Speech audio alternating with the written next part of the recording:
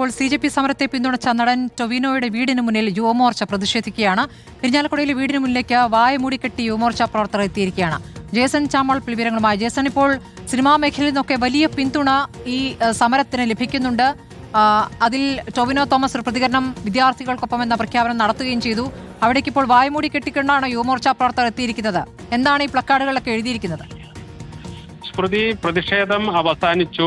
ടൊവിനോയുടെ ഇരിഞ്ഞാലക്കുടയിലുള്ള വീടിന് മുമ്പിലാണ് യുവമോർച്ച പ്രവർത്തകർ വായ് മൂടിക്കെട്ടിക്കൊണ്ടുള്ള പ്രതിഷേധ സമരം നടത്തിയത്. നമുക്ക് ആ ദൃശ്യങ്ങളിൽ കാണാം.